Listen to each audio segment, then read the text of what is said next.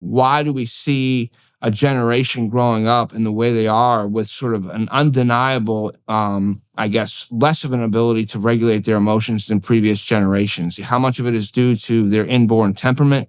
How much of it is due to being differences in how they were reared? But also how much of it is due to differences in the larger cultural milieu and how that's influencing their decisions, perhaps consciously, to regulate or not regulate their emotions.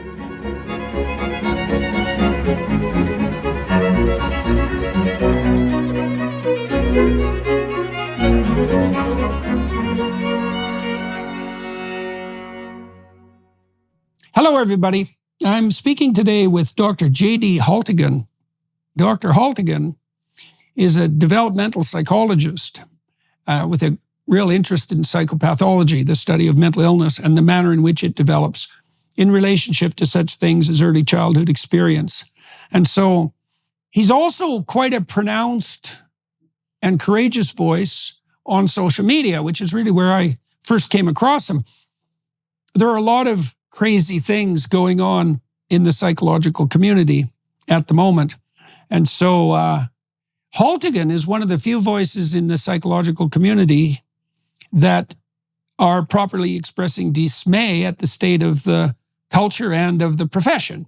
And so I've been following him, watching what he's doing and appreciating it and learning more about his story. You know, he's a pretty good researcher, certainly good enough so that he should have at minimum a decent academic job, and maybe good enough so that he should have an excellent one. But instead he's working at a deli because he decided he'd rather have his conscience than his position. And that's, impressive. So I thought I'd reach out to him and have a chat. And I know my wife has done the same on her podcast platform. That's Tammy Peterson. And so join us. Hello, Dr. Haltigan. Thanks for joining me today. Very pleasure to meet you, Jordan, here on our call. And it was a very pleasure to see you here in Pittsburgh, and great to meet you as well here. Let's start by talking about who you are and what you do. Just why don't you walk everybody through your, let's go into your graduate education. We'll start there and walk people through. And so they get a sense of what you do, but also what position you're in at the moment and why. Sure. So my academic trajectory was, my graduate academic trajectory started really after I did some residential treatment work in upstate New York here in the States. And then I did my PhD in developmental psych at the University of Miami in Florida.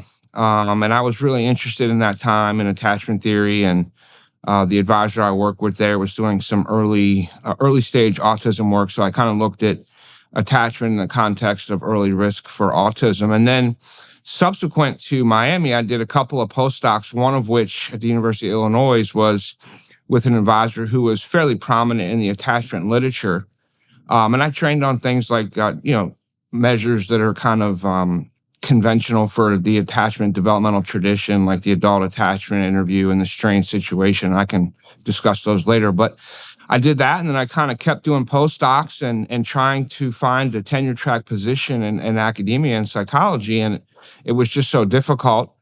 Ended up going to the University of Ottawa to do another postdoc, and that's when kind of things sort of transitioned. I was there for 2 years to taught some courses, and at the end of the day was recruited down to the Center for Addiction and Mental Health in Toronto, which I'm sure you're familiar with. And that's where I got my appointment at U of T in psychiatry, and was there from about 2016 to 2023. And that appointment ended, and that was kind of right around the time, 2016, 2023, when things were getting a little woke in the academy. And I was getting increasingly uncomfortable with some of the research and how it was being conducted and what we were able to say about mental health and early development, and came back to Pittsburgh, which is where I'm here today, and really trying to stay involved in academia in any way that I can and get through this period of what I consider to be woke insanity, for lack of a better term, and working some odd end jobs, blue collar jobs at a local deli to kind of make it, while continuing to write about some of this stuff and to use my platform to speak about some of these issues, like the gender stuff and other things that I've researched in my career. Okay, good. Well, that's great grist for the mill. So why don't we start by having you explain to everybody, well, two things. Why don't you tell them what developmental psychology is, broadly speaking, who the masters are in the field and what attracted you to it, and then zoom in a little bit more particularly on attachment theory. Sure. So developmental psychology is more or less the study of development across the lifespan from the cradle to the grave, which was one of the earlier terms that John Bowlby, the sort of originator of attachment theory, came up with. So across birth to death. And we look at how individuals develop, how they develop their cognitive skills, how they develop their emotional capacities. In particular, the earliest stages of life and infancy, how the relationship with parents impacts that, the development of language, the development of, theory of mind, for example, and other things. And some of the earlier stuff that happens in adolescence, the crisis of identity is another big one. And then in aging, which is not really my focus, I was always early infancy to middle childhood, but in aging, you study the similar things, the decline of mental faculties, emotional capacities in old age, and so forth. I guess some of the big names that listeners might be aware of in terms of developmental psych would be Piaget, maybe Bowlby a little bit less so, but if they're interested in developmental psych, Bowlby would be a name that would come up. Certainly, some of the old school theorists played a role in developmental psych as well. I mean, the tradition of Freud and so forth definitely played a role in some of that. But I would say Piaget. Vygotsky is another one, the Russian psychologist who studied language acquisition and how that impacted emotional development and cognitive mastery of the environment and the child's ability to learn. So those would be some of the people that I would associate or would think that some people might recognize as developmental psychologists. Yeah, so Freud at least attempted a taxonomy and a classification of developmental stages. And, I think he actually made some pretty good contributions to our understanding of parental relationships insofar as they impact psychopathology. I mean, my sense, especially in modern times, I'd like your take on this, is that Freud's specification of the Oedipal complex was a major step forward in identification of, much of the pathology that characterizes the modern world. I mean, it's a variant of really what Freud was pointing to in a rather oblique way because he tended to sexualize everything. Freud was very convinced that the fundamental motivating factor in human beings could be construed in a relatively unitary manner and that sex occupied that place, although he also was concerned with the impulse towards death. But Freud certainly pointed out that the instinct that mothers have to love and care for their infants was also something that, if it went wrong, could pose a remarkably pervasive danger to those same infants. And the psychoanalysts, for example, posited that the good mother necessarily fails.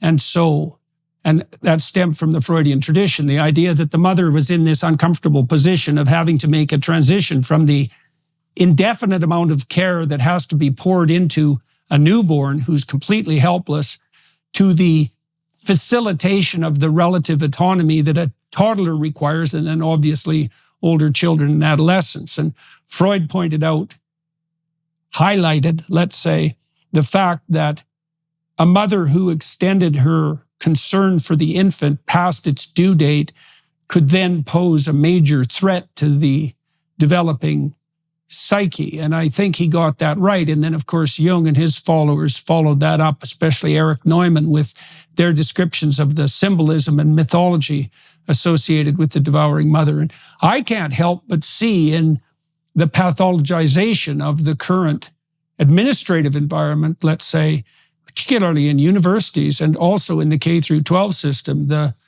all the hallmarks of a maternal instinct gone absolutely stark raving mad, so that everything becomes an infant. And if it isn't an infant, then it's likely a predator. And that's a bad situation to be in if you're either the infant or the predator, and you actually happen to be neither. So any comments about that? Like, part of the reason I wanted to talk to you, I think, is because I've been following you on Twitter for a long time, and you're one of the very few psychologists, they could probably be listed on one hand, who's willing to make a case for the developmental psychopathology that's associated with the current culture war. And so I'm kind of wondering how you construe that, and then we'll get back to some of these more fundamental developmental theorists.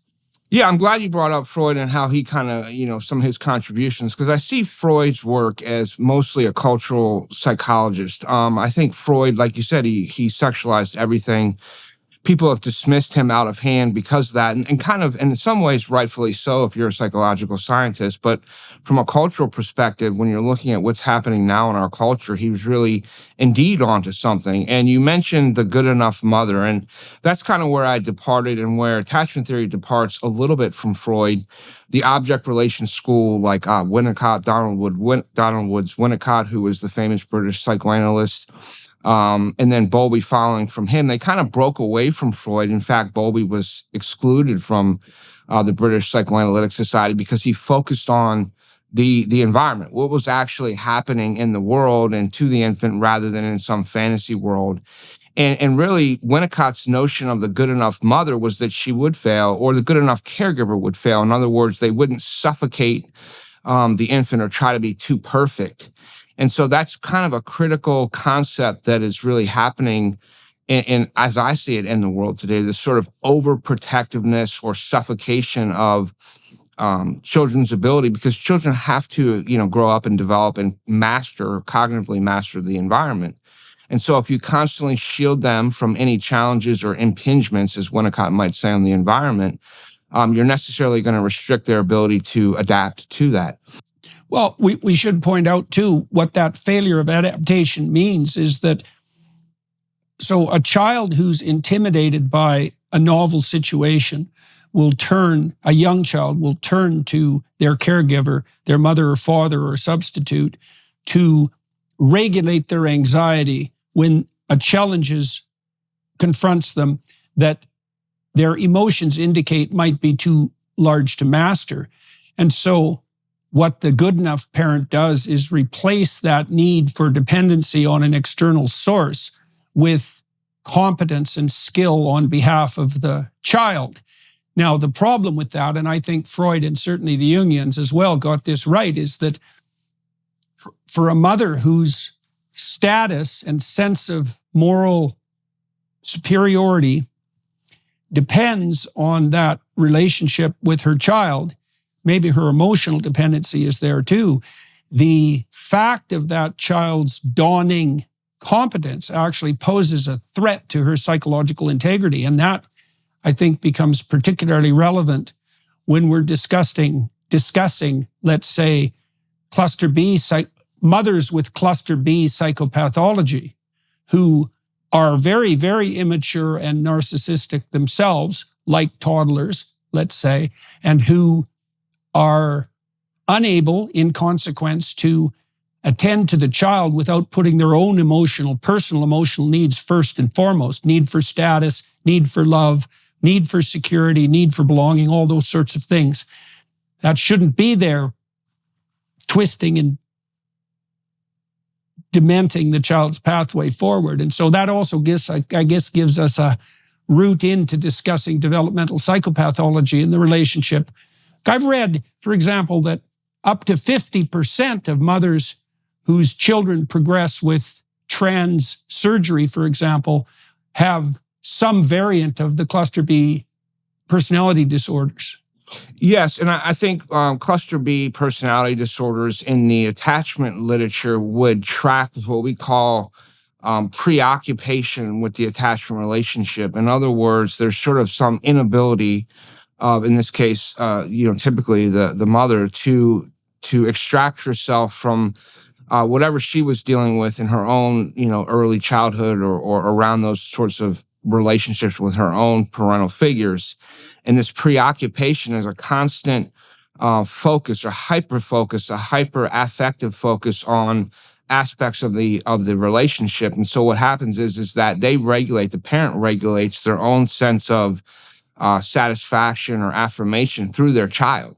And so it's kind of exactly what you're suggesting, is that the child is basically placed in the position, a reverse position of providing the sort of emotional satisfaction for the parent that the parent would otherwise sort of seek to establish in the child, a sense of competence, a sense of direction in the world. And so it's kind of an inverted, what we call role reverse relationship. And that's very toxic for a child who has to, in other words, to adapt to the environment, develop his own sense of mastery and competence. But when it's inverted like that, the caregiver, in most cases the mother, will place that burden on the child. And so that's kind of where you see that inversion. And of course, that leads to all sorts of psychopathology in the child, certainly influences it in terms of a weak identity structure, inability to regulate their own emotions, and the child's constant focus on pleasing the caregiver or the mother at the risk of, if they don't, they're going to lose that source of caregiving that protects them and is their source of parental love and authority.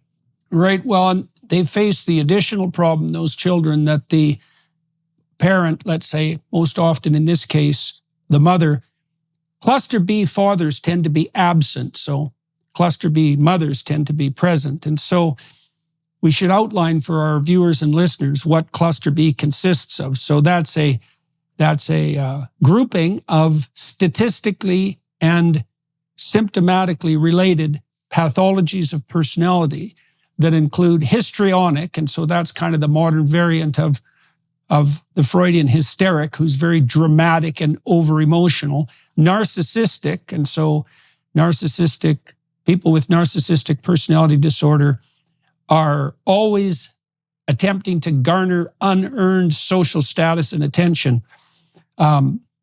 Psychopathic, which is callous and unfeeling, very, very self-centered, very present-focused, and antisocial, and that's more associated with criminality per se.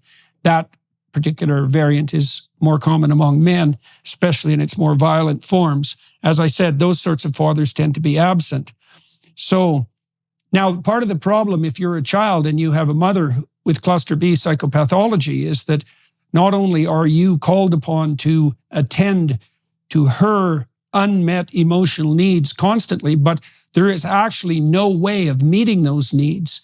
I mean, treating cluster B people is notoriously difficult and stressful for even a very practiced therapist who's only around some of the time. For a child, it's filling a pit that is so deep that a lifetime of work would not be sufficient to, fill it to the brim. So why don't you tell us a little bit about let's tie that into attachment theory and how that develops. We can focus a bit on the multi-generational transmission of familial emotional pathology. Well, yeah, I think it's important to consider that multi-generational transmission from both the sort of biological and the social perspectives. And that means that there will be some inherent dispositions on the part of caregivers to be, we all have our own baseline levels of emotional regulation, but the actual social relationship of early childhood is critical to sort of fine-tune or to calibrate the ability to emotionally regulate. So we all have a baseline of the ability to regulate our emotions and so forth, but it's really that early caregiving relationship that kind of fine-tunes or calibrates it. And if that fails, what you end up having is a complete failure and inability to regulate emotions. And that's kind of what we see in some of the cluster B, histrionic, preoccupied discourse or personality disorders. And so when that continues generationally, it basically perpetuates itself and propagates itself from parent to child and child to the next generation. So I think it's important for listeners to understand that if there's a failure to regulate or to sort of scaffold the infant and child in developing their own regulations, that's going to persist until there is some corrective course, or it won't. There won't be any corrective course. And I think that's kind of what we're seeing now, is that a lot of these failures have sort of aggregated in the culture, and you're seeing that play out at sort of a more of a macro social level. This month marks 2 years since the overturning of Roe v. Wade. But did you know that the number of abortions has actually increased since then? New estimates show that more than 1 million babies were killed by abortion in 2023, the highest number of abortions in over a decade. The overturning of Roe v. Wade has unfortunately made the abortion pill more readily available, now accounting for up to 64% of all abortions. But Preborn continues to stand strong, rescuing 200 lives every day. Preborn is the largest pro-life organization in the country. They provide free ultrasounds to mothers with unplanned pregnancies to introduce them to the precious life growing inside of them. When a mother meets her baby on ultrasound and hears their heartbeat, she is twice as likely to choose life. How can you help? One ultrasound costs only $28 and could be the difference between life and death. Please join the fight by sponsoring 1, 2, or more ultrasounds. If you have the means, you can sponsor Preborn's entire network for a day for $5,000. All gifts are tax deductible, and whatever gift you give will go towards saving lives. To donate, dial pound 250 and say the keyword baby. That's pound 250 keyword baby. Or go to preborn.com/Jordan. That's preborn.com/Jordan.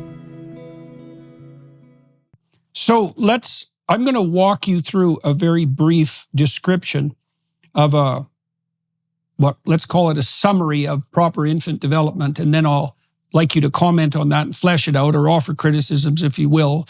So you could imagine this neurologically and practically. So an infant comes into the world with a few primary emotions which develop across time, a few primary motivations, and a few wired up motor skills for action and perception.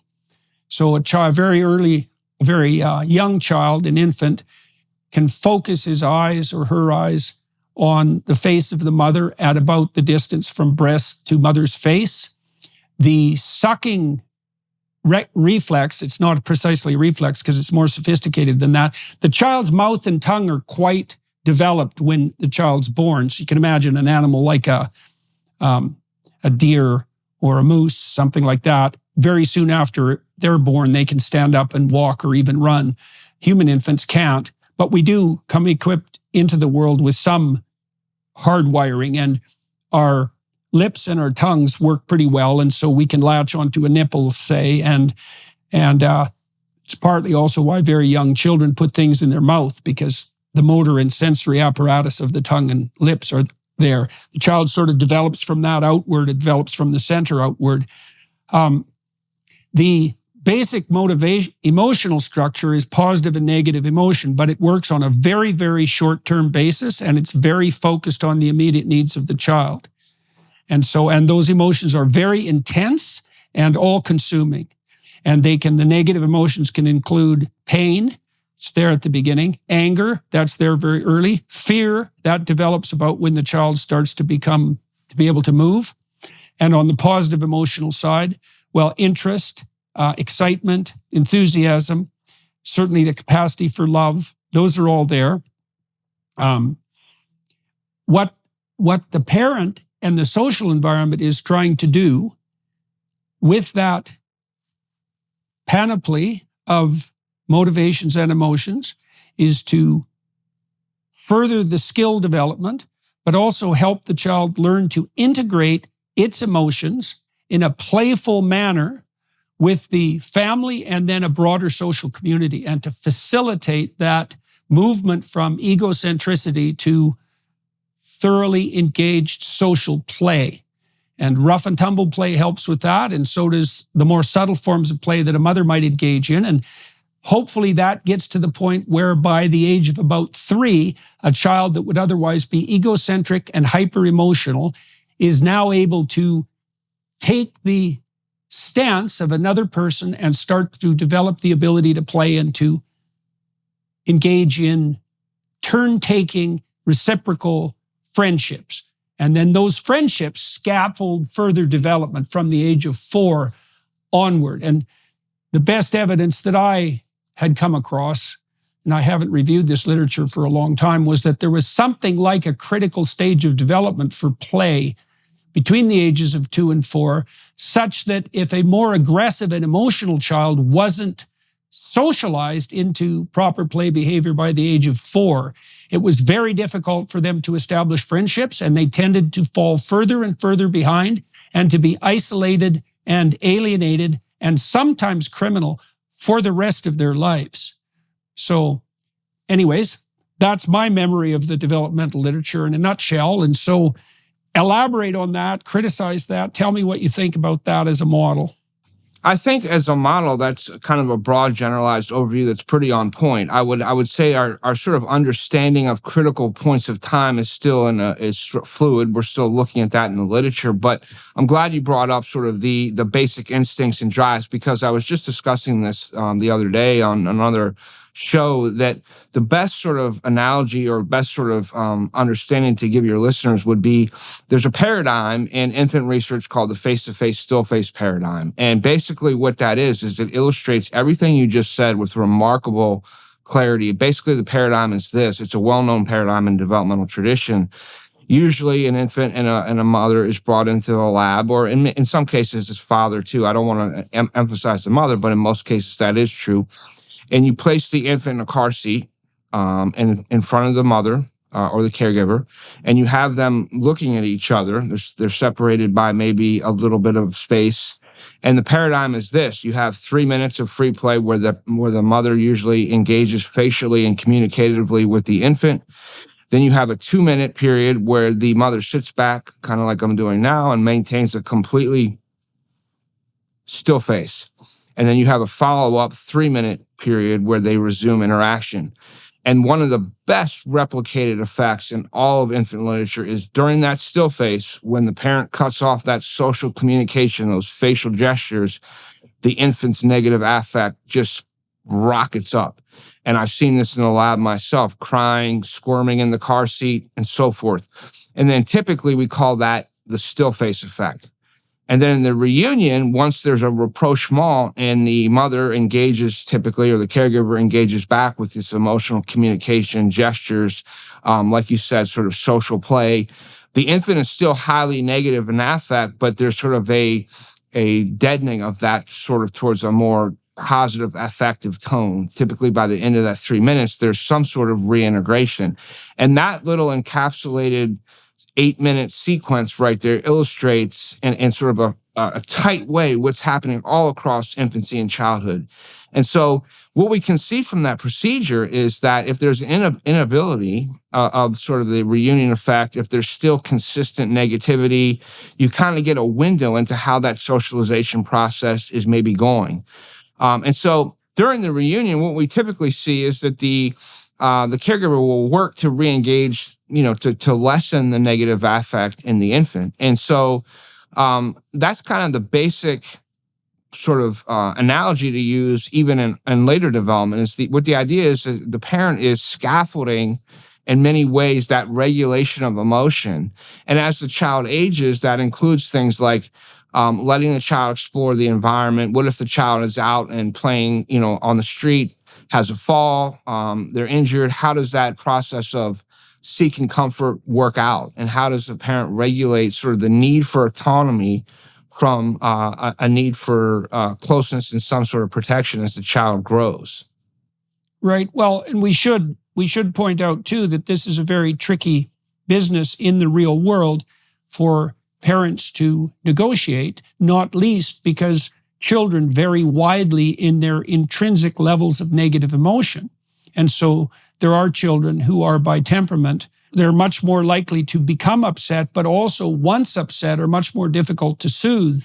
And so how in the lab do you separate out, or can you at all, the competence of the parent in reestablishing that relationship and the intrinsic sensitivity or trait neuroticism of the child who's involved? Well, that's kind of what gets down to the heart of the methodology about some of this work that's been so degraded with the current insanity that we're living through in the academy, is that we have these gold standard measures that measure infant temperament, which is essentially personality in an infant. And we have measures that we have, coded observational protocols to look at how sensitive, for example, the parent is being towards the child in a free play setting or the still face. How much do they look? How much do they engage? And you can code all of that, and then you can look at that in a multivariable analytic framework. So that's one way to do that. But what you point out with sort of the basic instinctual drives, as well as the sort of social influence, is crucial, because now there's sort of a hyper focus on the only reason that, for example, an infant or a child could become screwed up in a way or maladjusted is from social influences. There's never a proper accounting of the role that temperament does play. Some children are much more difficult to soothe. And that's why Winnicott and others beyond him emphasized that the parent's role is not to be perfect. They got to do the best they can to manage those different levels of baseline negative affectivity and other sort of intrinsic characteristics of their child. But there's become a constant hyper-focus in today's culture about this idea of perfection and the perfect child or the perfect environment. And I think that has led to a lot of the sort of the notion of the suffocation or the devouring mother that is actually, enigmal to healthy development. You might say, as a rule of thumb, that the combined influence of the mother and father should be about as positive and about as negative as the typical potentially social interaction that a child's likely to have in the world, right? So you can think of parents as caregivers, but as the child matures, the parents should also become proxies for the actual social world that the child's most likely to encounter. So one of the reasons that disciplinary strategies are necessary with regards to the fostering of infant and toddler development is that parents obviously have to prepare their children to behave in the real world. And that means that the child has to learn to integrate their emotions into a framework of behavior and attention that other people find attractive and inviting. And that when I worked in the developmental field, which was back mostly in the 90s, mid-90s to say mid-2000s, or the first decade of the 2000s, I was struck and hurt in some ways by the fact that the destiny of children who aren't well socialized between that age of 2 and 4 is pretty damn dismal. And it really struck home for me the necessity of parents to do everything they could to encourage another instinct in their children, which is that instinct towards mastery and integration. We talked about the instinctual basis of negative emotion and positive emotion, but there's also an instinct towards integration, which is probably associated with the transfer of behavioral control from the more primordial and immediate emotional systems to the more distal and social systems that are mediated by the cortex, which takes a lot more socialization, so to speak, to program. And so the reason that parents need to regulate the emotions of their children is, first of all, so their children won't be suffering as a consequence of the domination of their negative emotion, but also so that other people can appreciate or even stand having their children around, so they'll play with them and educate them.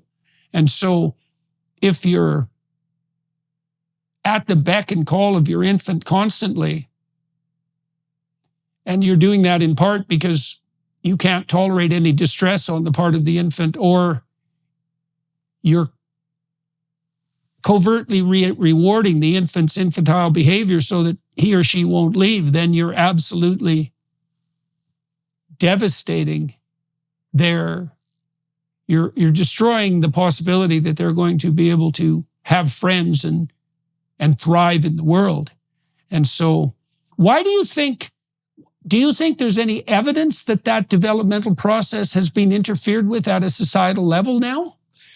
Well, that's right. What you said is right. It's completely a fair description of sort of this process of impulse control development and so forth. And I think, there's a lot of work that has been done regarding sort of broad-based trends in sort of helicopter parenting or parental over-involvement. And I think that's exactly what's happening, at least at some sort of generalized level in the larger culture. If there's an inability for the child to engage the environment because they're constantly dependent on the parent for whatever reason, either to fulfill the parent's needs of their own emotional satisfaction or to fulfill the child's need who's never told, you need to explore the environment, what you see is an inability to regulate the impulses. And that ends up in, down the road, a complete failure. And that's kind of what you see in the phenotype of some of this cluster B stuff we're seeing play out on the tent cities and these campus protests, for example, even in 2020 with a lot of the rioting. It's just sort of this completely emotionally dysregulated behavior. And that's downstream from the millennial generation being raised in sort of this different way than was, 30, 40 years ago, where the child went out, they explored, they a lot of sort of commentators have noted, you went and played it on the street till it got dark and you came home. That isn't happening anymore. And so what is the sort of effect, or can we sort of quantify in some way what that's doing? I think there's definitely evidence for this playing out. There's definitely evidence for an influence of some of this overprotection. But in terms of, and this is one of the things that the ideologues in the academy will do, is they want you to sort of mechanistically fine-grain measure this and make the case for it in sort of a mechanistic way. And that's sort of the challenge that someone like me is faced with. We can see with our own eyes these trends playing out. But then how do we frame it in an academic, methodological way to make the case? And I think we are at that point, but there has to be room in the academy to investigate these questions. They can't be censored. They can't be, allowed to be not asked. And so, grant money needs to be funded for those types of things. But I definitely think there's evidence for these types of large trends that we're seeing. I mean, we see them with our own eyes, and sort of it's undeniable in the sense that you can look at something that's happening earlier and you can see something that's happening now and you can make the link, but the challenge is really formalizing that in some sort of methodology. Right. Yeah. Well, Jonathan Haidt and Greg Lukianoff have been struggling with that, and Abigail Schreier is another Schreier, one. Yeah. So let me offer some sociological explanations for this dysregulation, because I'm always inclined to, well, you have to give the devil his due. And as you said, if you're going to consider multiple variables, you consider sociological and economic variables along with psychological variables. So tell me what you think about these contributors. So while now we have older parents, often old enough so that under normal human conditions, they would have been grandparents. And so older parents are more conservative, and they also tend to be richer, and they have far fewer children. So they have all their eggs in one basket, so to speak. Plus, they're more conservative. And they can also provide for their children in a way that makes saying no to their wants dependent on the decision of the parent rather than the restrictions of their economic circumstances. So those are three big changes, right? So now let's say the typical mother is 30. Let's say and because she's 30, likely to be in more positive economic circumstances and therefore able to respond to the child's demands with the provision of material wealth. Then we also have the fact that there's far fewer children in each family. And so that means each child doesn't have to contend in what's likely a beneficial way, at least under some circumstances, with a multiplicity of siblings with whom they have to share the attention and resources and learn how to get along with, right, in that intense cooperative and competitive environment that characterizes a sibling relationship. And then we also have the additional problem of single parents or parents with multiple relationships who've had disrupted familial relationships themselves. Then we have the problem as well that there just aren't as many children out on the street. There aren't mothers watching them all the time like there were when there were neighborhoods full of children. And so that's in some sense independent of the psychological variables that we've been describing. And so what does the current literature in relationship to developmental psychopathology have to say about those longer term sociological transformations? Well, I think that's an excellent question that isn't really being asked in the developmental psychology literature, at least to the extent that I've seen it recently. The developmental psychology literature tends to be heavily focused on sort of a mechanistic investigation of things in infancy or childhood, with less of a focus on those broad-based trends that you just mentioned. And I think that's one area that needs to be improved in the literature. Obviously, single parenting has been studied. But the role of what you're noting, these more broad-based secular trends, for example, of older parenting, fewer children, to my knowledge, at least in terms of the literature scope that I have looked at recently, those types of questions aren't being asked because, in part, I think the answers is not what the ideologues in the academy want to hear, that there is sort of evidence for some of the things that they don't want said. So, the role of younger parents and single parenting and older parents has to be all looked at with sort of an equal poise that is not really happening right now in developmental psych. And that's one of the limitations of developmental psych, is it's so fine-grained and focused on some of these more fine-tuned interactions, like I mentioned to you with the face-to-face still face, and they miss the forest by focusing exclusively on the trees. And so I think we need to get back to some of these bigger questions that are asking, why do we see a generation growing up in the way they are with sort of an undeniable, less of an ability to regulate their emotions than previous generations? How much of that is due to actual three things, really. How much of it is due to their inborn temperament? How much of it is due to being differences in how they were reared? But also how much of it is due to differences in the larger cultural milieu and how that's influencing their decisions, perhaps consciously, to regulate or not regulate their emotions. Starting a business can be tough, but thanks to Shopify, running your online storefront is easier than ever. Shopify is the global commerce platform that helps you sell at every stage of your business, from the launch your online shop stage all the way to the did we just hit 1 million orders stage. Shopify's there to help you grow. Our marketing team uses Shopify every day to sell our merchandise, and we love how easy it is to add more items, ship products, and track conversions. Shopify helps you turn browsers into buyers with the internet's best converting checkout, up to 36% better compared to other leading e-commerce platforms. No matter how big you want to grow, Shopify gives you everything you need to take control and take your business to the next level. Sign up for a $1 per month trial period at shopify.com/JBP. Go to shopify.com/JBP now to grow your business, no matter what stage you're in. That's shopify.com/JBP. Okay, so we could add some additional variables there that need to be considered. So Jonathan Haidt has been making a strong case for the danger of, let's social call it, media. But we could expand that a bit, because I've talked to some of the leaders, let's say, of the social media networks about Haidt's concerns, and they made some very interesting points. It's social media to some degree, and the intense competitiveness, abstraction, and backbiting that characterize those realms. But the thing is, it isn't obvious at all that children and adolescents are spending the bulk of their time on social media per se. Depends on how you define it. So they're also texting instead of interacting face-to-face, for example.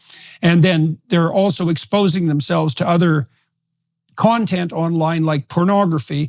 But then there's something more fundamental, I think, that's often missed, which is that, see, when we had little kids back in the 90s, my wife and I were the youngest parents we knew with the oldest kids, even though we weren't that young. We didn't start having kids till we were in our late 20s. Now, one of the things that would happen was that we would take our kids over to other houses that had children, and when we got there, the parents would put on a television show for the kids to watch, which I was never happy with, because what should have happened was the kids were thrown into the basement, so to speak, and they with nothing to do, so that they had to play. And so they could watch TV, and of course they were quiet if they were doing that, but they weren't inventing their own dramas. They weren't interacting face-to-face in a manner that made them come up with the creative conceptualizations that characterize dramatic play. like playing house, for example, that lay the bloody groundwork for future adult relationships. Now, and that was TV. That had nothing on screens because everyone was concerned about the detrimental effect of TV back then. But my God, now, screens are absolutely everywhere. So the screens have content, but they also interfere with child's play. And so I'd like your opinion about that. And also one other thing that I've been thinking about, tell me what you think about this. I watch all these strange identity issues that are emerging in adolescence and even on university campuses in early adulthood. This preoccupation with sexual identity, with gender identity, and also the variant forms of even more imaginative play that are associated with that, like the furry culture, for example, and the anime culture. And what I see there is delayed dramatic play, right? So I'm wondering if what's happening to some of these kids is that they get away from this oppressive family environment where they're never allowed any freedom. They burst out at, say, the age of 17 or 18, and then they have to frenetically engage in a dramatic search for identity because they didn't do it when they were like 3, which is when it really needs to happen. We radically underestimate the significance of dramatic play. Then we have dramatic play on the part of rebellious adolescents constantly, as they protest in the streets. That's right, 100%. And, I've spoken with Jonathan Haidt and others, and I've really been kind of engaged in the discourse about the role of social media, and how that plays into the development of emotional regulation. You're right. How do we define that? But I think your point about, it's basically more broadly than just whether they're on TikTok or whether they're on Facebook or whether they're, on Snapchat. It's looking at a screen rather than at another face. And you see that wherever you go. I mean, even when I do work on a supermarket deli now on a part-time basis, customers will come in, they'll be looking at their phone, or I'll be trying to look at my phone. And it's a completely different world and landscape that we're now in that has sort of taken away the normal face-to-face communicative rough and tumble play where you're actually physically looking at somebody rather than at a screen, or your attention is not constantly looking at a screen. So it's much more broader. And I think the other point too, you said, well, it's not just social media. You're right. It's social media combined with an increasing secularism that has basically, we've lost all sense of moral constraint. So when there's sort of a weakening of all, traditional classical religions, and there's no orienting structure, you get thrown into the social media world where you can basically create anything. That gives rise to what we see as this complete inability to form, an identity in early childhood. Now they're on the screens where there's just basically a consumer market for identities, whether that's identities as furries, whether it's an identity as, gender identity, or even, like you say, it's a complete role-playing world now that's happening on social media. And one of the individuals who's done a lot of great work on this is Catherine D, who's default friend on Twitter. She's looked at some of this, and I think we're missing, to a certain extent, and all the discourse around the role of social media on mental health, and the ability to establish a strong identity is the fact that we're now moving into a different era where we're actually living online rather than in the world. And that's why I've been constantly stressing the need for athletics-based programs or environmental programs where children are in nature to get away from this sort of movement to a world that's completely imaginary online, because that leads to all sorts of limitless ability to establish identities that while they may exist in this creative realm, when you get back into the real world, they're useless. They're dysfunctional, really, and that's sort of what we see. Well, they're also not subject, as far as I can tell, they're also not subject to the constraints that are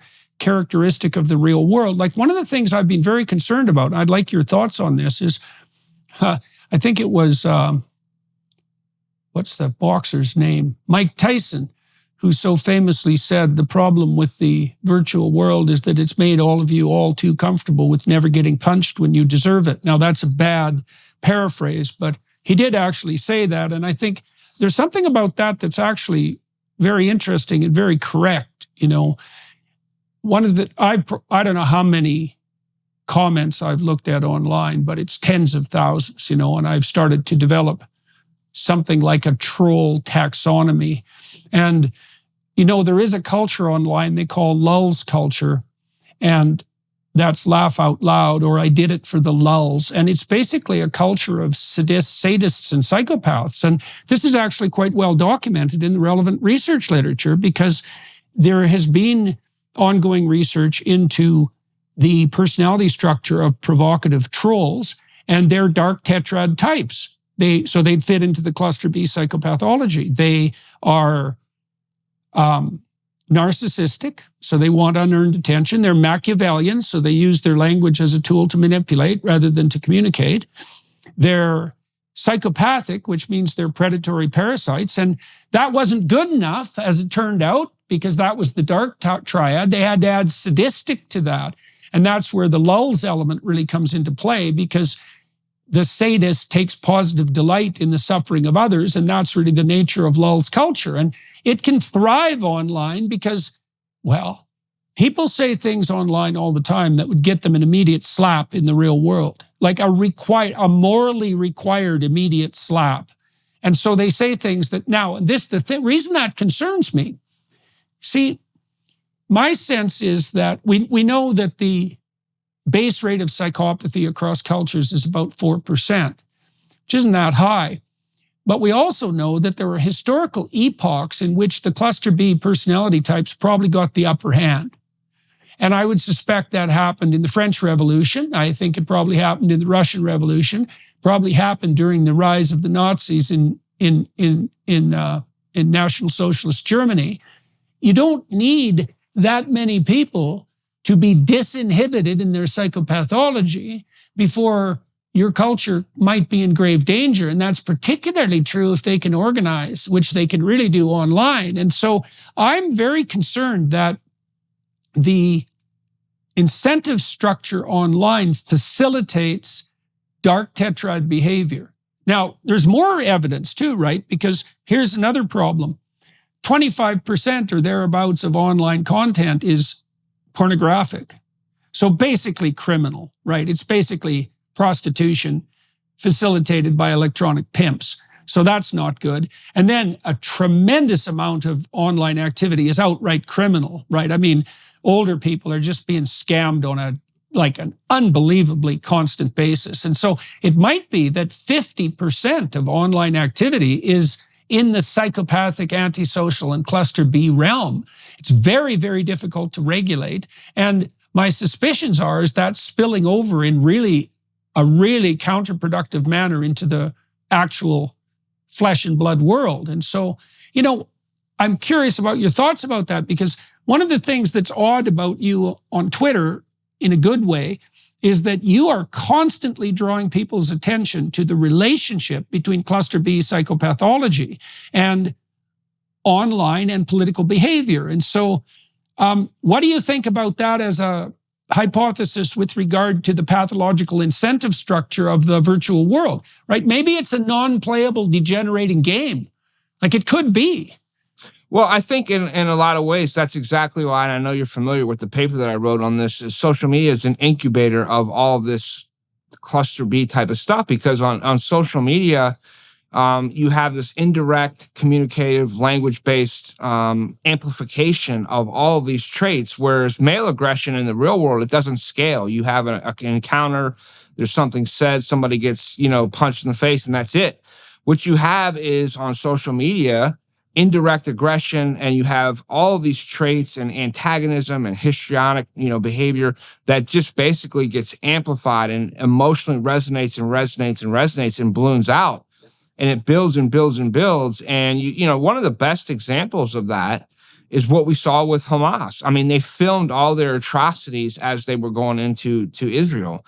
And that was one of the most, interesting in a morbid way kind of aspects of that incursion was it was just filmed. They were basically, in fact, doing it for the lulz, regardless of whether you think on how much atrocities or what was the exact specific atrocities that were committed.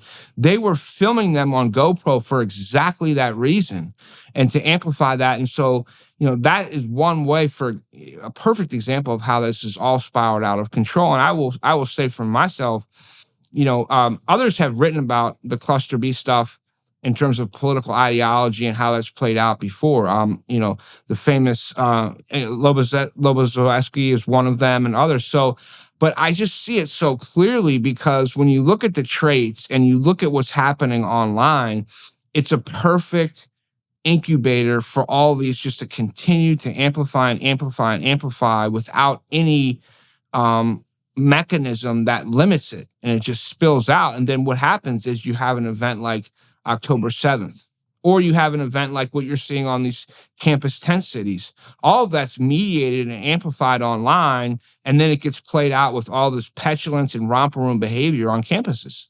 Yeah. Okay, so let's dig into that two ways. So the thing I'd like to point out, and you can comment on this if you would, is that you mentioned that male aggression doesn't scale well and it doesn't work that well in the real world. And that's definitely the case. I mean, one of the things that my daughter was often perplexed about when she was growing up in our household with our brother is the difference in response pattern to aggression between boys and between girls. So my son and his teenage friends would not that infrequently have an altercation. Sometimes it might even come to brief blows, and that would end it. And that would often not only not stop a friendship, but strengthen it, partly because they knew where they stood with each other. Now, this didn't happen that often, but the threat of it happening was always there. Now, with the girls, by contrast, they could backbite and gossip and screech and moan and bitch and kill each other virtually online, and there was no limit to it. And it was very difficult to limit at all. It's definitely the case that female-style antisocial behavior is unbelievably difficult to regulate. Now, having said that, I'm not blaming the females for online pathological behavior, although there's certainly the female equivalent of that in places like TikTok.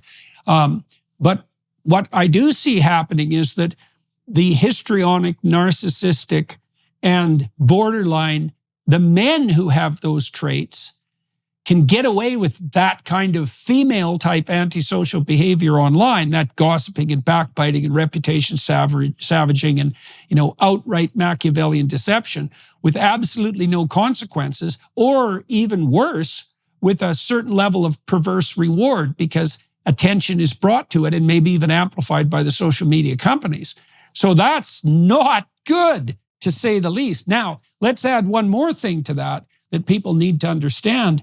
So, the conflict between Hamas, let's say, and the people of Israel, and the rest of the bloody world for that matter, can be construed as a political or as a religious or economic battle. But you put your finger on something that's absolutely vital. So the cluster B types, the psychopaths and the narcissists and the Machiavellians, they're unbelievably good at using proclamations of victimization to justify their aggression and also to camouflage what they're doing with a moral story. And so, like, when I think of violent religious fundamentalists, I don't actually generally think of the religion itself as a motivation, even though it can be. I think of the psychopathic, power-striving, narcissistic Machiavellian adopting the cloak of the religious. That's what the Pharisees do in the Gospels, by the way, and they're Christ's biggest enemy. They adopt the camouflage of moral virtue, religious, economic, or social, and then they pretend to be the good guys, while in fact they're ravening, what did Christ call them? The ravening graves that would devour even the ancestors that they claim to worship. And so I think that as a culture, we're radically underestimating the perverse consequences of the intermingling of the cluster B psychopathologies with the hypothetically religious, political, and economic, right? We're making them primary when in fact the pathology, the cluster B pathology is probably the primary problem. So maybe when you see people involved in sectarian violence, the first thing you should ask yourself is, well, is that sectarian violence or is that just an excuse for the Cain-like narcissists to get the upper hand? So what do you think about that? I think that's exactly right. And I mean, I see the world from that lens of looking at psychopathology as opposed to the background religion itself. Clearly there's definitely historical religious conflicts that motivate some of this, but I see it much more from the perspective of how does this culture give rise to these macrosocial, what I consider contagions of these cluster B traits. And you mentioned lying and moral virtue. And I think one of the things, and I just made this point a couple of days ago with regards to what's happening here in the States and sort of the lies that the mainstream media have told about Joe Biden, is that there's lying that most corrupt politicians will do. Many people lie. There's white lies and so forth. And then there's lying, but moralizing that lie. And moralizing that lie, in my view, is much more worse and psychopathic than just some lie that you beat some kid on the street the other day and it never happened. And you see that's the strategy that they use. They lie, but they moralize it. They're the oppressed. They're the victims. So that gives them the currency to then create and engage in all sorts of atrocities or behaviors that somehow are socially acceptable. And you mentioned too the sort of male instantiation of these cluster B traits, and that's something that I saw during COVID online too. A lot of the female scholars that I was collaborating with at one point, or that kind of grew to know, who were doing COVID work or pushing for the elimination of mask mandates or saying that lockdowns were harmful, they were getting attacked by these male narcissistic, what I would consider trolls on Twitter, who had credentialed degrees, but they were constantly bullying these female nurses, doctors, and so forth in the most trollish way. And so that sort of manifestation was something that was very glaring. That would have never played out in the real world. It was only made possible by the sort of milieu of the social environment of the internet and social media. And it was something that really bothered me. And so there's this idea that you moralize that, a few people might be harmed by lockdowns, but the majority of the population won't be. And it's the majority of the population that were in fact harmed.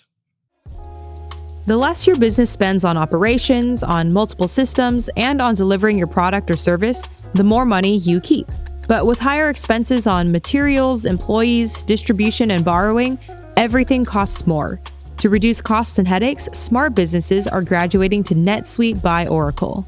NetSuite is the #1 cloud financial system, bringing accounting, financial management, inventory, and HR into one platform and one source of truth.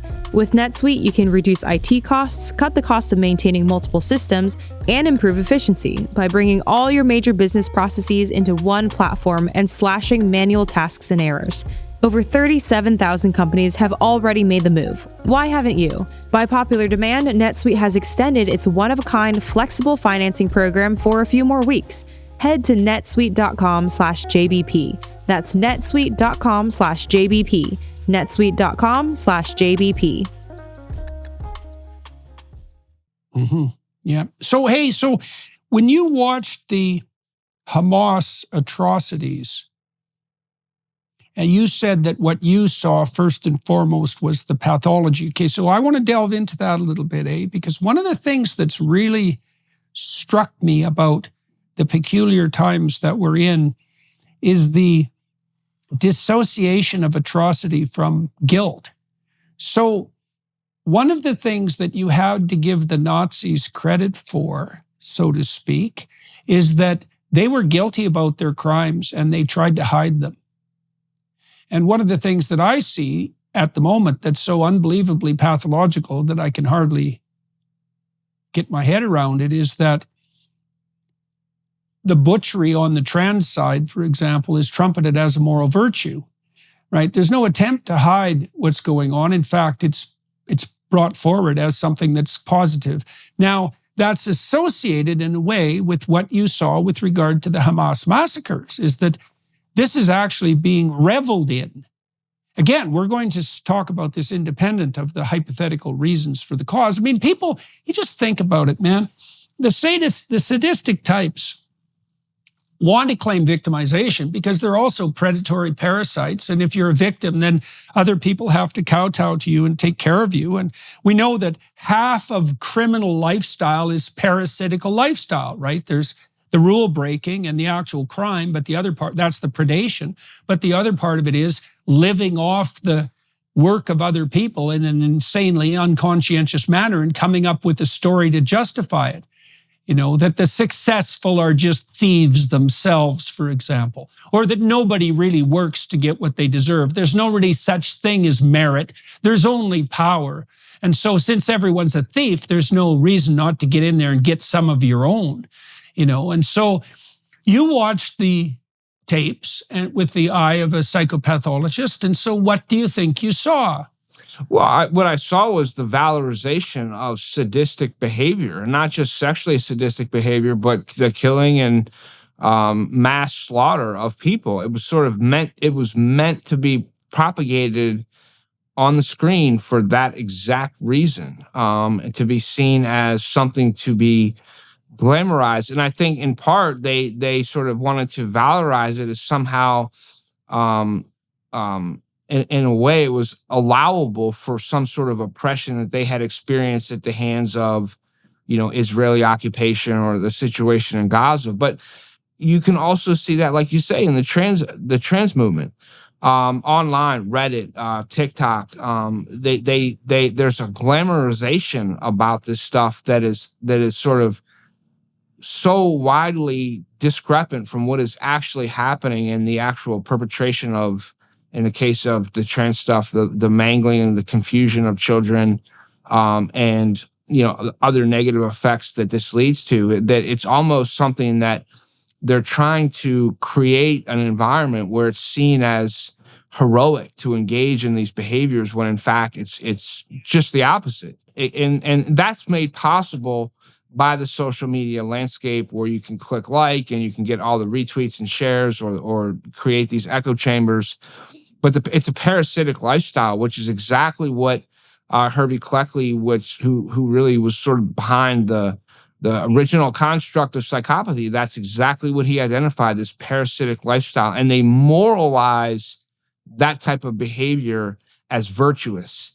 It's like virtuous victimhood, and it's very toxic. Virtuous victimhood, valorizing sadism. You mentioned lying. There's lying, and then there's lying there's moralization of the lie. And I see the latter, moralization of the lie, as much, much worse. And we see that just recently. I'm sure you're aware of, we had a debate here in the States, Biden and Trump. It's obvious that Biden is cognitively really struggling, and we all knew this for many years, but the mainstream media constantly moralized this lie that it was somehow unfair to criticize Biden for that, or to acknowledge that. That's much worse, in my view, than, you know, Trump just shooting off some ridiculous remark that's clearly a lie, but it's not. He's not moralizing that lie. He's not saying you're a bad person because you basically observe with your own eyes what we've all known about Biden for 4 years. And so I see the latter as much more psychopathic, parasitic, and toxic to a culture than the former. So, okay, so I'm going to tell you a frightening story, and you tell me what you think about it. Maybe this is too pessimistic, but I'm still working that out. You know, to what degree do we have moral instincts, let's say, that are in keeping with the self-sacrificing ethos of a complex civilization? How much of that is part and parcel of our inborn conscience? You know, Cleckley, of course, defined the psychopaths as someone without a conscience, or with a very underdeveloped conscience. So I read 2 books in quick succession. One of them was a book by the Dutch primatologist, who unfortunately is recently deceased, Frans de Waal. One of his books on chimpanzee behavior. I don't remember which one because I read a number of his books, but he detailed out the phenomenon of chimpanzee war, essentially. And this was first discovered, I believe, by Jane Goodall, who was pretty flipped upside down by the revelation, as she should have been, because, of course, the sociological types and the lefties and the cultural constructionists like to think that the human proclivity for warfare is a consequence of corrupt social structure, a theory which is shot to hell by the fact that chimpanzees go to war, which indicates that it's much more an inherent part of our primate nature than anyone wants to think. So what happens with the chimps is that the juveniles in particular will go on parties around the borders of their territory, let's say. They have a fairly acute sense of territory. And if they come across chimpanzees from another troop and they outnumber them, because they have a rudimentary sense of amount anyways, they can't count, but they have a sense of amount, they'll attack them, sometimes with juvenile females accompanying them. And they tear them to shreds, right? So what seems to be the case is that in the absence of a social hierarchy that limits aggression. So if a male gets too aggressive in a troop, the rest of the troop gets upset, and generally the alpha male will step in to quell it, or the rest of the troop will. So you could think about the troop's level of negative emotion as an inhibitory function, It clamps down on male aggression, which might otherwise have no limit. Okay, so why would I say no limit? Well, because when you look at the chimpanzees go to war, when they're attacking a troop member that has no social standing, which would be a member of an other troop, there's no limit to what they'll do. Now, chimpanzees are capable of hunting. They hunt 40-pound colobus monkeys, and they'll eat them alive while they're screaming. So it isn't obvious that the distress of another primate has much inhibitory force. And so they'll use their jaws to castrate the other chimpanzees, for example, and literally tear their skin off. And they're very, very powerful. They're very, very strong, about 6 times as strong as the typical adult male. So look the hell out if you're attacked by a chimpanzee. Okay, so the hypothesis there would be our closest primate relatives have no inhibition whatsoever on their capacity for aggression once they're outside the confines of a well-constituted social hierarchy. Okay, so soon after that, I read The Rape of Nanking, and which is a book about as brutal as any book you might ever come across, and it details the magnitude of Japanese atrocity in the city of Nanking just prior to World War II. And you would have to be one pathological person indeed to imagine, even in the wildest extremes of your most vicious fantasies, anything worse than what happened in Nanking. You could take the worst possible chimpanzee troop and equip them with a much more sadistic imagination and then set them free to do anything they could possibly imagine. And that's what happened in Nanking.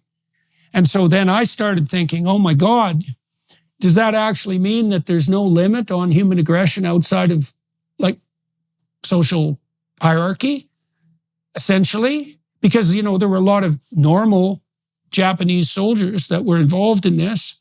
It was certainly contagious. Now, undoubtedly, it was led by the bloody psychopathic sadistic types. And it was certainly the case that the Japanese government had instilled in their troops a sense of ethnic superiority with regard to the Chinese and dehumanization of the Chinese. But that in itself isn't enough to account for this stunning sadistic brutality.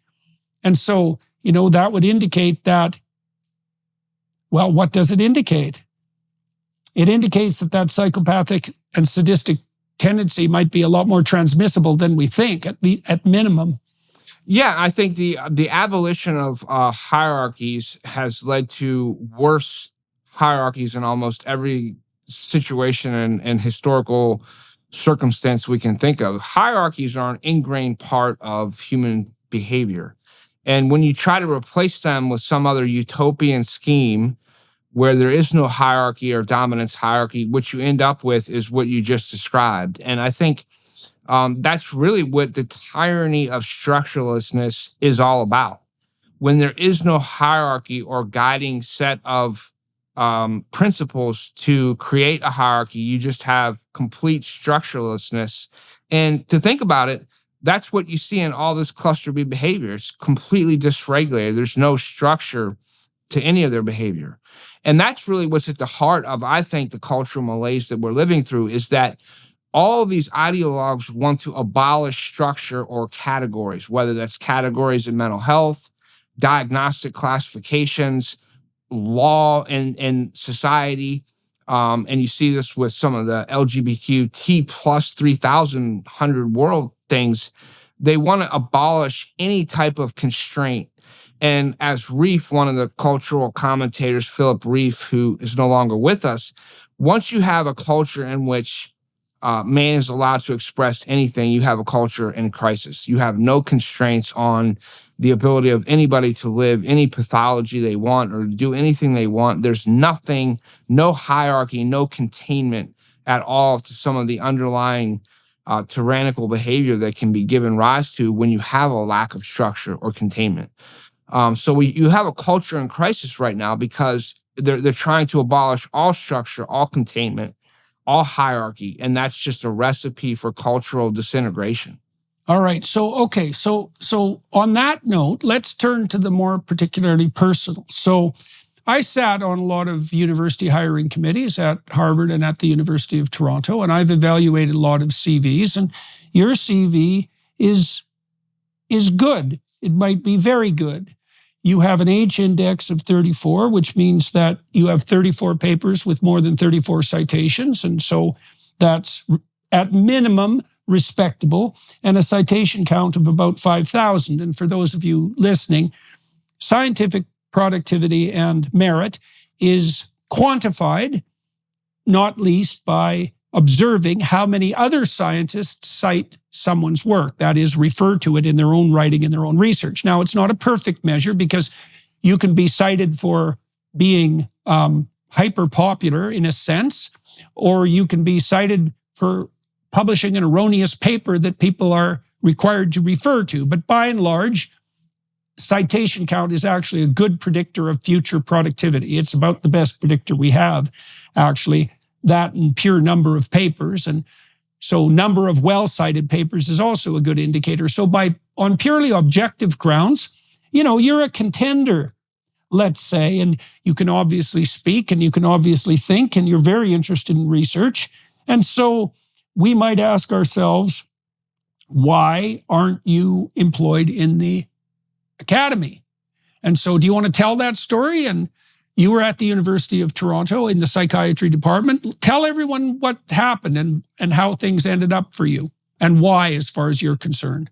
I think there's a number of different things that I've thought. Obviously, I have no specific answers to why I'm not in the academy. I have a number of different takes on why that may be, but a couple of different things. A lot of my early work was in attachment, and that's a very nuanced field of research that is, has its own people in the academy that do that kind of work and so forth and so on.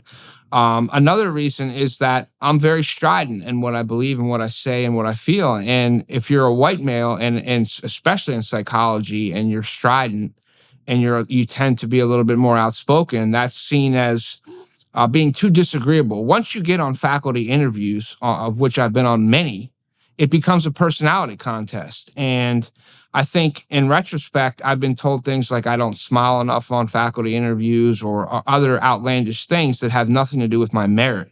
I'm sure that there's been faculty interviews or job market searches where I've given talks that haven't been great as other talks. So you never know the real reason why you don't end up in the academy, or you end up not staying in it. As far as sort of where I'm at now, when I was at the University of Toronto and working, at the medical hospital that I was there, it was during that period of time where things were getting very woke, especially around the gender stuff. I was working with people who, they claim to be scientists who are rigorous, and you have they, them in their bios. And that to me was just outlandish. I mean, how can you be at a medical research hospital purporting an ideology that is totally disconnected from what we know about human sexual development? So I spoke out about that. I spoke out about things on X like land acknowledgements and how they were just absolutely ridiculous. And they were being forced on people. And I think that didn't make things sort of go well for me. I have to say, though, that others have been canceled way worse than I was. I don't have a typical cancellation story. You have an invisible cancellation story. And I actually think in some ways that's worse. Look, one of the reasons I stopped working at the University of Toronto was because, well, graduate students were interested in working with me, but the whole point of having a graduate research student, fundamentally, if they're really research-oriented, is so that they can go off and have their own research lab and pursue an academic career. And I knew with 100% certainty that any of the Caucasian males that worked with me, or perhaps any females for that matter, would be so tainted by their mere association with me that the probability that they would ever get an interview even, let alone a job, was essentially zero. And so how in the world can I offer a person a position, even if they're interested in working with me on those grounds? And I know perfectly well that a fair bit of that is racial. So if you're Caucasian, you're much less likely to get an interview at the same degree of merit. That's 100% true. And it's also true when it comes to gender. So you're much less likely to get an interview if you're male. And so I also didn't want to partake in that anymore. It's like, go to hell, you sons of bitches. If that's what you want, you think I need you. You've got another think coming. And so I don't know. I read recently that 94% of the 300,000 jobs that were distributed in the aftermath of George Floyd's death went to non-white males, non-white, non-males, right? Sorry, I'm still not getting that right. If you were white and male, you didn't get one of those jobs, put it that way. Right, and so that's inexcusable in my way of looking at things, because I also know, because I've done extensive work in psychometrics, that we can assess merit, especially in the scientific realm, with a fair degree of accuracy. And the best way to do that, as we already discussed, is by just looking at publication record back before the whole goddamn publication system has also become corrupt beyond comprehension. So, you say you didn't get canceled that hard, which means you escaped without overt reputational damage that was made public, but you don't have a bloody job. And so that doesn't seem so minor to me, given that you have a stellar academic record, that you're obviously someone who's genuinely interested in research, and those people aren't that common. And so where are you working now? So I would see myself as, having a soft cancellation. What I've done is I've come back, I've tried to build my social media platform. And prior to me leaving Toronto, I had numerous students reach out to me that wanted research, mentorship and so forth. And those students came to me via the normal channels that you would when you're sort of a professor at an institution. And I got so many emails, I didn't know what to do with them all. So I said, look, the more high merit ones that I could see from their CVs, I said, if you're interested in getting some experience and you want to do it on an involuntary basis and just kind of work with me offline and, through some of the projects that I have ongoing, feel free to do so. And many took me up on that offer. I had them write Substack pieces and tried to improve their writing skills in that way. And some still do kind of engage with me. We're doing a meta-analysis that I had started. But as far as my current work, it's kind of hard because you have to have some sort of income. So I've kind of take a part-time job at a deli, cut some meat. I see the working class culture. I'm sort of in there, but it's very difficult in the sense that to go from the sort of intellectual world to the blue collar world, it is a dramatic change, and you can't be as dialed into all of the sort of rapid pace intellectual stuff that's going on now. And so that's really what I'm finding challenging and difficult. But it is my love of research that has kept me in this. My students have kept me in this, the ones that reach out to me via Twitter. via email or who have just seen what I've said on Twitter and email me independently saying, we thank you so much for speaking out. Because a lot of the younger students, whether they're undergraduates or early graduate students, they don't have either they don't have the temperament to speak out, or they don't feel that they can. And giving them a voice has been hugely influential for me. And so I guess right now I'm in sort of this transitional state where I am slated to do some online teaching in the fall at my alma mater, the University of Miami. Teaching some stats there. And that's, I feel very empowered to do that and continuing to work with my students. But otherwise, it's just speaking out and trying to build your independent platform. Another thing that I had happen is that through my Substack writing, a Pacific legal team picked up a case on my behalf. We sued the University of Santa Cruz for their DEI statement requirement, which all professors typically have to submit now as part of their job applications. And that's still in the mix. It's now with the judge. There was a motion to dismiss, but that case is one that we filed sort of saying that, look, DEI statements are a form of compelled speech. And you're seeing now a lot of pushback on the DEI statements. And so I'm hoping that my case, whether the case is dismissed or not, will continue to work against it. But that's been hugely influential to me to see some of the legal stuff that goes on behind the scenes and how badly there is sort of this reverse discrimination in DEI statements, which are nothing more than political litmus tests. And they filter out. If you're not on board with social justice or equity or any of that stuff, forget it. So for me, that was just pointless. Why apply when I have to submit stuff that I don't believe in? And I'm not someone who, that would sit well with me. So I want to sleep well at night. And sleeping well at night means staying true to who you are and what you believe. And I'd rather do that and work at a deli than have a position where people around me are saying outlandish things, or they're sort of walking the walk and they don't believe any of the stuff that they've said, socially. Well, it's death for scientists because two things. First of all, I've seen very little evidence in our discussion so far that you're particularly strident. I've seen plenty of evidence that you're trying to do your research and you're trying to go where it takes you, and that you are doing that in a manner that's more overtly conservative than the manner that might characterize the demented progressives and the outright bloody, cowardly liars that aggregate in the psychology field at the moment. So there's that. So strident, I don't see any evidence of that at all in your comportment. I've interviewed lots of people, like 500 people for YouTube alone. And so, and I've sat on many, juridical committees trying to evaluate potential candidates. And there isn't a single bit of behavior that you manifested today that I would put in the strident camp. In fact, when you're discussing not only your research preoccupations and your beliefs, but what's happened in your own personal life, you're remarkably reserved and careful in your choice of words. So that's just rubbish. It seems to me much more that, you ran into the trouble that you ran into because you wouldn't go along with the lies. And that's one of the things we should point out to people who are watching and listening is that's the death of the scientific enterprise, right? Because the only thing that makes science true is the truth-seeking behavior on the part of scientists.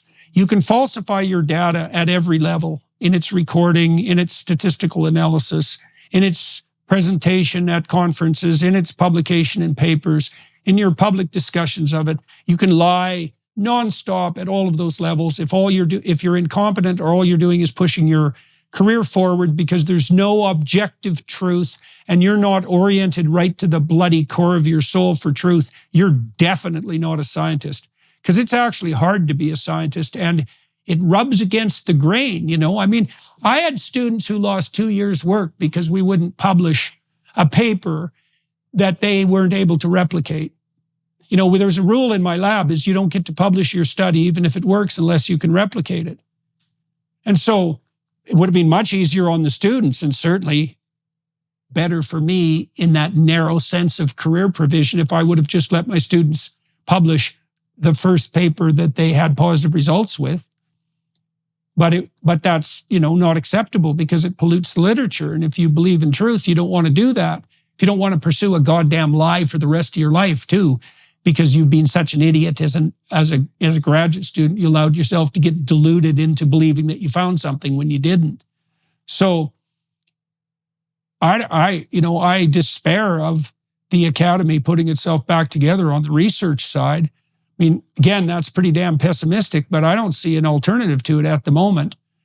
So it's not surprising you're on the outs. I really have become much more pessimistic as well. And even some of the students that work with me now on an independent basis, I mean, I teach them a lot of skills that are relentless in terms of, when you do a meta-analysis, you have to do a complete literature review that's very detailed and systematic, and they're learning those skills, but it's a very aggressive and relentless pace, and they're learning how to do good research. There's no immediate payoff. But that's really how the academy is being degraded now with a lot of what's happening is there's no attention to detail, there's no scientific rigor, and it's just anything goes. And even when there is scientific rigor in the sense of appropriate methodology, it's being laundered around ideologies where you might do a study. There's a recent thread I did on Twitter where there's sort of a study on scales of identity dysfunction. And of course, what you find in these scales is that there is a structure of identity dysfunction. It's associated with all this negative mental health stuff. But when it comes to gender identity, the authors in the discussion talk about how, well, we can't evaluate these associations in this, in the gender diverse population because they're not cis-normative. And so that's sort of a soft normalization of psychopathology, in my view. It's not true scientific research. They see what they see in terms of the statistics, and then they try to write it off by defining a population as somehow deserving of less scrutiny or different scrutiny. And that's really, to me, even if you want to take that view, you have to demonstrate equipoise about what you're doing, and they don't do that. I think that word cis is a curse. I hated that word when it first popped up. I knew exactly what those goddamn lefties were up to with that, progressive radicals were up to with the misuse of language in that regard.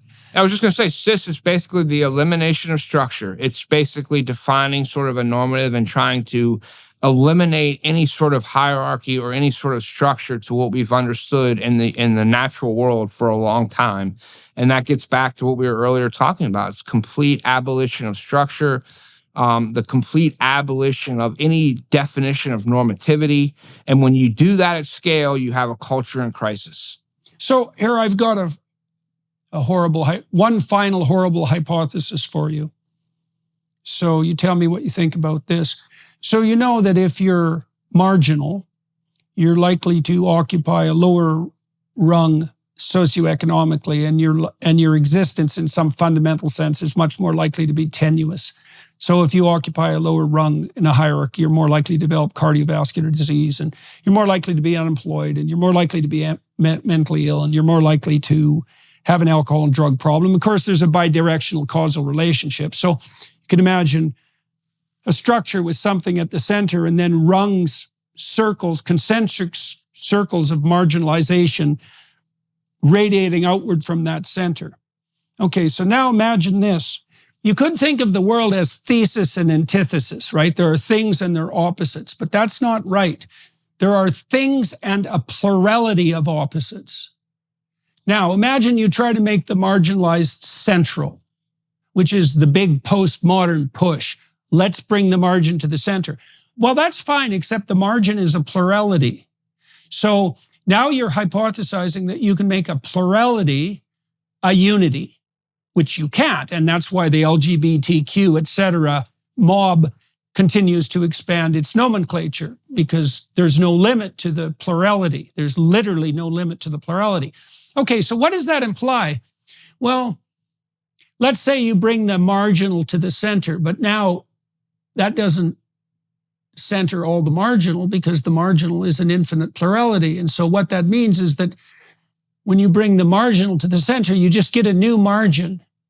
But that new margin is even more marginal. So let's say that's the addition of T to LGB. Okay, now the question is, when you bring the even more marginal to the center, who do you destroy? Do you destroy the center, or do you destroy the previously marginal? And the answer to that seems to me, given the vulnerability of the marginal, is that when you bring the fringe of the fringe in, you destroy the fringe, not the center.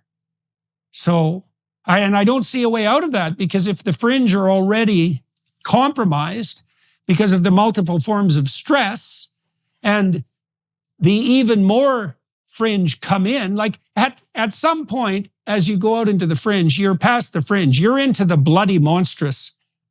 This is what happened to the Scottish Prime Minister when she decided that all men who said they were women, and so then made political moves to allow, psychopathic rapists to claim that they were women and to go into women's prisons. The naivety of these people, or their malevolence, is really without bounds. It's like, you have no idea what you're encouraging. And this is one of the advantages or disadvantages of being a psychopathologist. Like, I've seen and studied some of the worst forms of human behavior, and I have some real sense of just exactly what will happen if you destroy all hierarchical structure.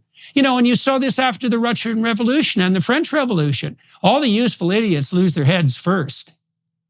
So there's a warning to those who want to extend the alphabet brigade beyond any reasonable limit. It's like, will you wait till you get to the real monsters, boys and girls? And you're damn close now. They'll come out under their rocks and you'll wish you'd never been born. That's exactly right. And I've spoken out about pluralism on X as well. You're seeing that pluralism language in developmental psychopathology is somehow lauded. Pluralism is being described as the new wave of, you have pluralism in methodology, but you have pluralism in integrating lived experience into our understanding of mental illness. And what ends up happening, and I've said this in these exact words, is unmitigated pluralism is idiographic insanity. It's just, you have 1,000 my truths, and there's no truth. It spirals completely out of control. And that's exactly the language that is being used in developmental psychopathology right now. Pluralism.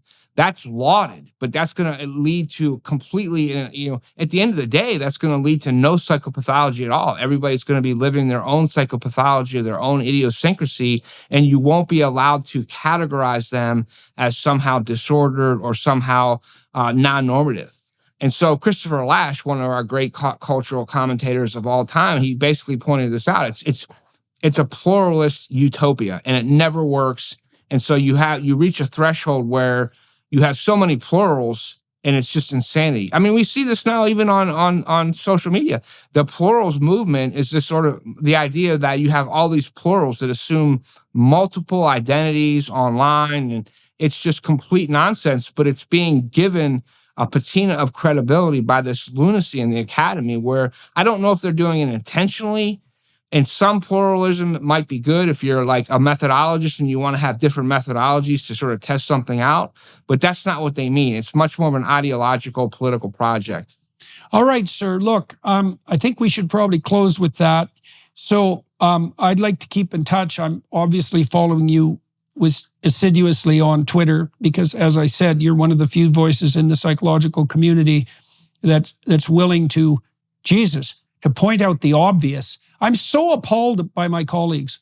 I'm so ashamed, especially of the psychopathologists, because they should know better.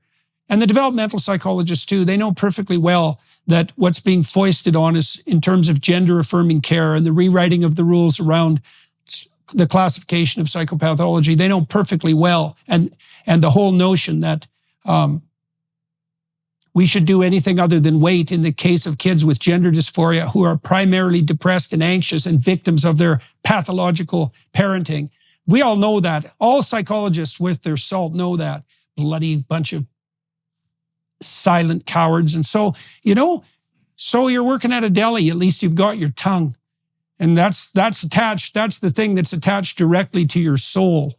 So, good on you as far as I'm concerned. And I hope that you keep scrapping away.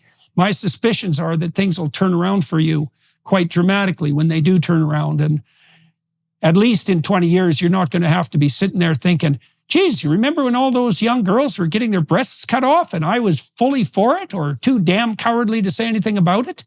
It's like, at least you had enough of a spine and a spirit to put your money where your mouth is. And so, that's very rare in today's world. And so I salute you for it. Seriously, good work. Certainly, you're one of the ones that has really compelled everybody to speak out more, and I certainly have been influenced by a lot of your speaking out. But yeah, I mean, that's what allows me to sleep at night. I'm not gonna sit back and watch this unfold and not be able to speak out about it. And I'll have to deal with whatever challenges. And I don't mean to imply that I have extensive challenges. Certainly there's people that have many more, but it is hard not to be part of the research, not to be part of the milieu, but I don't see any other way. I don't see any other way except to continue to speak out and build your platform and hope for things to turn around. All right, sir. So for everybody watching and listening, I'm going to continue my conversation with Dr. Haltigan on the Daily Wire side of things. I'm not exactly sure what we'll delve into there.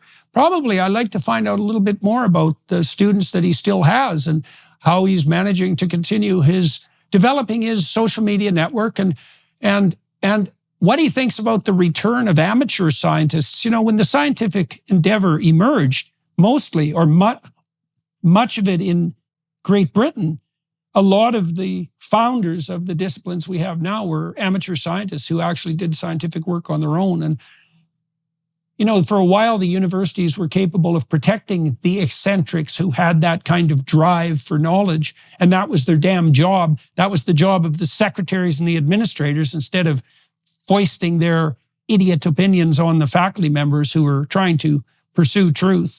And so maybe we'll see a return to something like that, independent science. That means we'll have to do something about the way science is published, but that doesn't seem like an insurmountable obstacle to me. So anyways, we'll talk about that more on the Daily Wire side of things. Thank you very much, Dr. Haltigan, and to everybody watching, listening, the film crew here up in the wilds of Ontario. Appreciate your work today too. Thank you, sir. Thank you.